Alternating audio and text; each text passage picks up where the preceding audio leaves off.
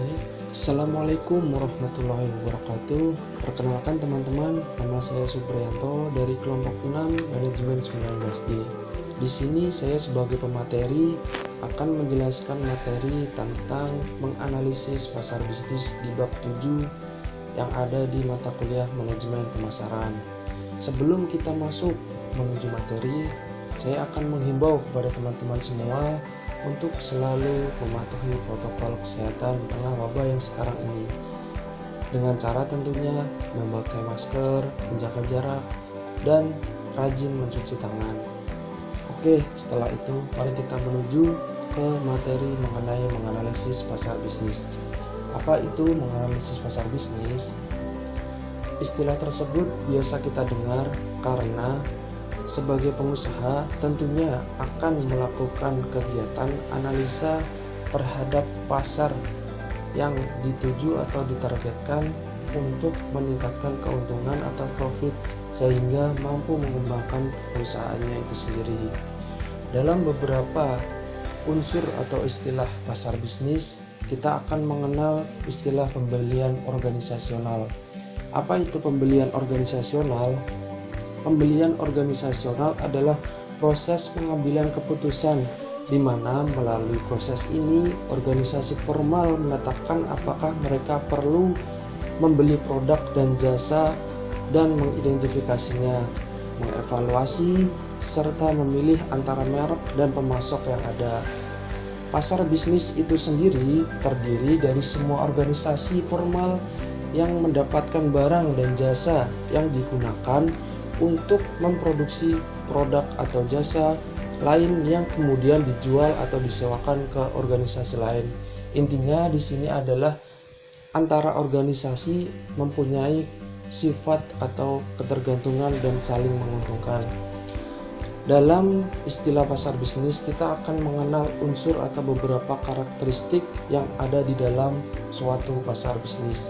Kita akan mulai coba jabarkan satu persatu. Pertama adalah pembeli yang lebih sedikit namun lebih besar karena pendapatan menjadi lebih besar dari organisasi lain. 2. Hubungan pemasok dan pelanggan erat karena sudah saling percaya. 3. Pembelian profesional. 4. Pengaruh pembelian berganda. 5. Panggilan penjualan berganda. 6. Permintaan turunan. 7. Permintaan inelastis.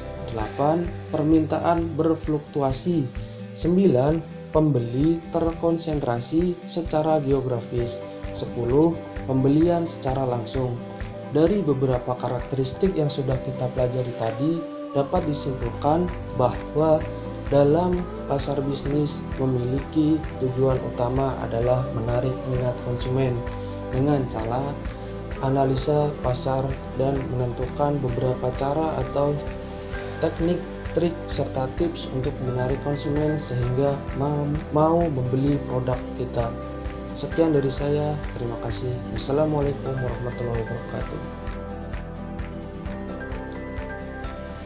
Assalamualaikum warahmatullahi wabarakatuh. Saya Obi Anggara dari Manajemen 19J akan mempresentasikan tentang situasi pembelian. Pembelian bisnis membuat keputusan yang beragam terhadap situasi pembelian. Yang pertama ada pembelian kembali langsung atau straight rebuy. Situasi pembelian bisnis di mana pembeli secara rutin memesan kembali sesuatu tanpa ada modifikasi. Contohnya, perlengkapan kantor, bahan kimia dalam jumlah banyak, dan lain sebagainya. Selanjutnya ada pembelian kembali modifikasi atau modified rebuy. Situasi pembelian bisnis di mana pembeli ingin memodifikasi spesifikasi produk, harga, persyaratan, atau pemasok.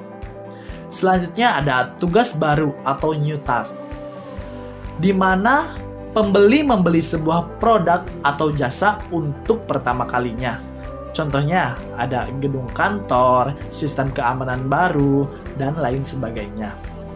Setelah itu ada pembelian dan penjualan sistem. Banyak sekali pembeli bisnis lebih suka membeli solusi total suatu masalah dari satu penjual. Penjual sistem merupakan strategi pemasaran industri kunci dalam mengajukan penawaran untuk membangun proyek industri skala besar. Dengan penjualan sistem, pelanggan menghadirkan sederet spesifikasi dan syarat pelanggan lain. Selanjutnya ada pusat pembelian. Pusat pembelian terdiri dari semua individu atau kelompok yang berpartisipasi dalam proses pengambilan keputusan pembelian yang memiliki beberapa tujuan dan risiko dari keputusan tersebut. Pusat pembelian meliputi semua organisasi yang berperan dalam proses keputusan pembelian.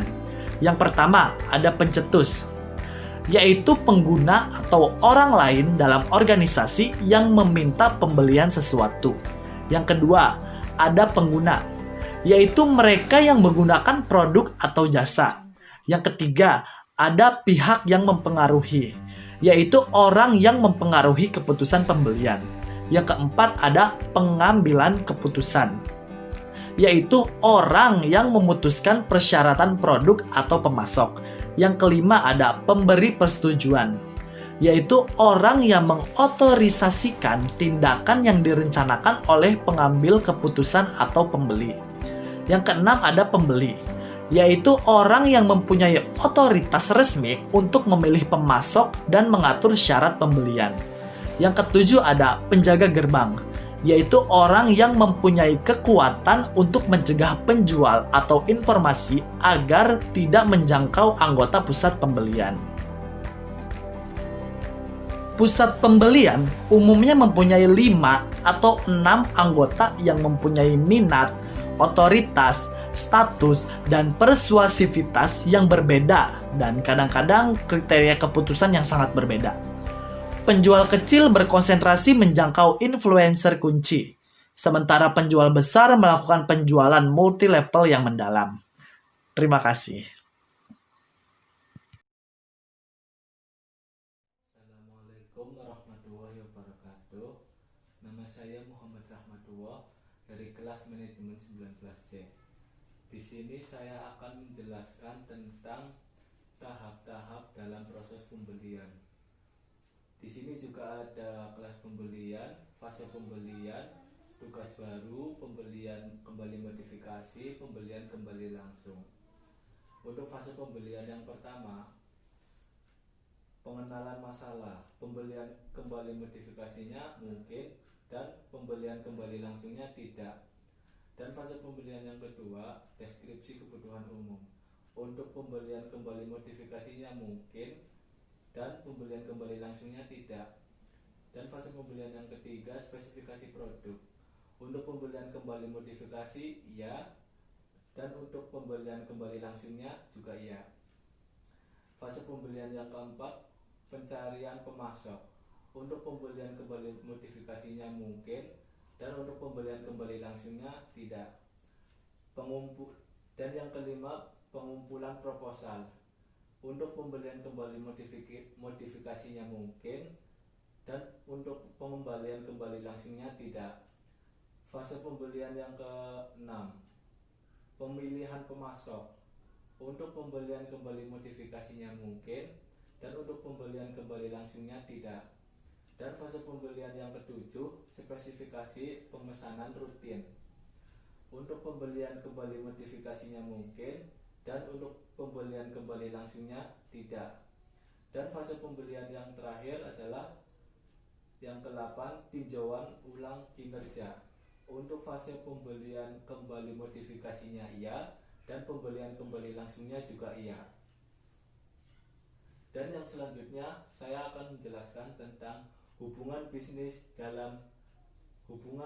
dalam bisnis ke bisnis.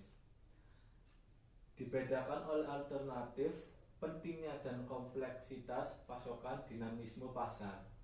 Hubungan pembeli pemasok digolongkan menjadi pembelian dan penjualan dasar, pembelian per elemen, transaksi kontraktual, pasokan pelanggan, sistem kerjasama kolaboratif, adaptif di kedua pihak, dan yang terakhir adalah pembelian adalah raja.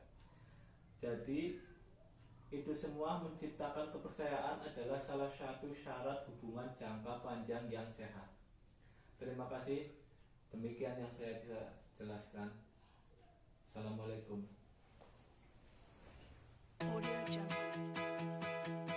Assalamualaikum warahmatullahi wabarakatuh. Apa kabar semuanya? Semoga dalam kondisi sehat walafiat.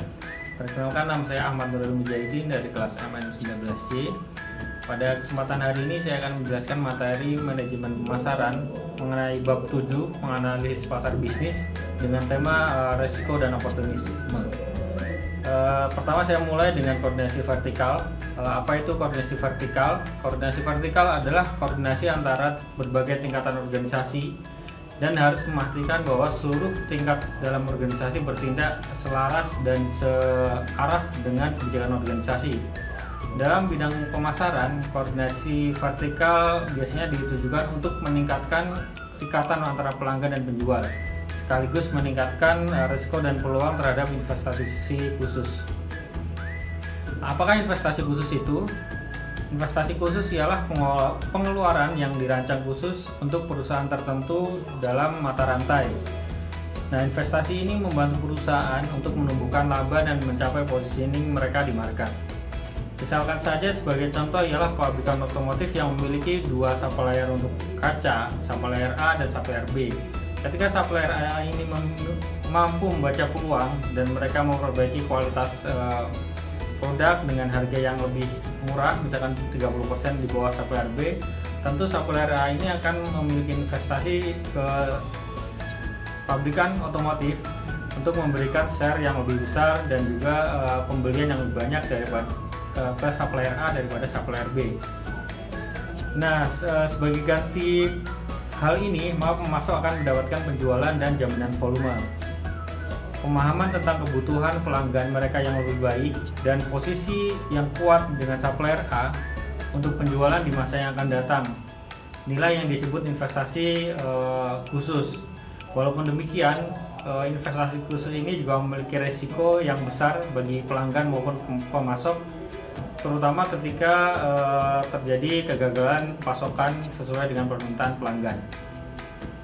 Kemudian oportunisme, berdasarkan KBBI, oportunisme adalah paham yang semata-mata hendak mengambil keuntungan untuk diri sendiri dari kesempatan yang ada tanpa berpegang pada posisi tertentu. Dalam bidang pemasaran, oportunisme ialah perbuatan curang dengan tidak menghantar nilai baik yang diharapkan, dan ini kerap terjadi pada bisnis to bisnis. Oportunisme dapat melibatkan kepentingan diri yang jelas dan kesalahan penyajian yang disengaja dan juga melanggar kesepakatan kontrak. Bentuk oportunisme yang lebih pasif dapat berupa penolakan atau ketidaksediaan untuk beradaptasi dengan perubahan keadaan, misalkan ketika terjadi kenaikan pembelian dari pelanggan yang secara tiba-tiba atau yang memang sudah terschedulkan sebelumnya. Nah, oportunisme ini juga menjadi masalah karena perusahaan harus mendedikasikan sumber daya untuk pengendalian dan pengawasan produksi yang mungkin sebenarnya bisa dipakai untuk tujuan lain yang lebih menguntungkan bagi perusahaan. Oke, selanjutnya saya akan membahas mengenai pasar dan lembaga pemerintahan. Pasar institusi terdiri dari sekolah, rumah sakit, rumah perawatan, penjara, dan lembaga lain yang menyediakan barang dan jasa kepada orang-orang yang mereka rawat. Di sebagian negara, organisasi pemerintah adalah pasar pembeli barang dan jasa yang utama. Mereka umumnya mengharuskan pemasok untuk mengajukan penawaran dan sering memberikan kontrak kepada penawar dengan harga terendah. Dalam beberapa kasus, unit pemerintah akan memberikan kompensasi atas kualitas yang baik dan reputasi pada saat menyelesaikan kontrak tepat pada waktunya berdasarkan transaksi sebelumnya. Nah, pembelian dari pasar ini biasanya tidak hanya dititik beratkan pada kualitas dan harga, tetapi lebih kepada faktor kualitas layanan, walaupun mungkin secara harga lebih mahal daripada barang yang dengan kualitas di bawahnya. Misalkan saja rumah sakit yang mencari makanan untuk catering untuk pasiennya yang harus disesuaikan dengan kualitas dan gizi yang dibutuhkan oleh pasien. Nah, dikarenakan besarnya pasar ini, beberapa perusahaan besar terutama mendedikasikan suatu departemen khusus yang memang ditujukan untuk melayani pasar institusi maupun lembaga pemerintahan. Nah, mungkin beberapa hal yang perlu dipertimbangkan sebelum kita terjun ke pasar institusi dan pemerintahan ialah yang pertama, pasar ini cenderungkan memiliki anggaran yang rendah dan juga pelanggan yang cenderung captive. Maksudnya ialah walaupun anggaran rendah tetapi pelanggan terkadang meminta barang dengan kualitas yang baik, sehingga hal ini kalau kita tidak hati-hati bisa merugikan ke pemasok. Yang kedua ialah kecenderungan untuk diharuskannya banyak pekerjaan administratif dan lebih menyukai penawaran terbuka. Nah, maksudnya administratif ialah persyaratan-persyaratan dokumen yang perlu dipersiapkan oleh pemasok sebelum memasuki pasar institusi yang ditunjuk. Kemudian penyesuaian penawaran dengan kebutuhan dan prosedur khusus yang berlaku di lembaga target. Yang keempat ialah kecenderungan negara untuk memperlihatkan favoritisme terhadap perusahaan nasional.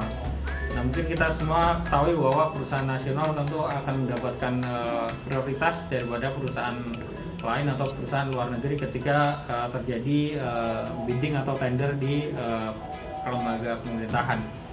Kemudian yang terakhir yang perlu diperhatikan adalah terkait dengan birokrasi yang cenderung rumit, kemudian regulasi yang begitu banyak dan harus dipenuhi, dan terkadang terjadi penundaan pengambilan keputusan dari manajemen lembaga atau atasan di lembaga yang terkait.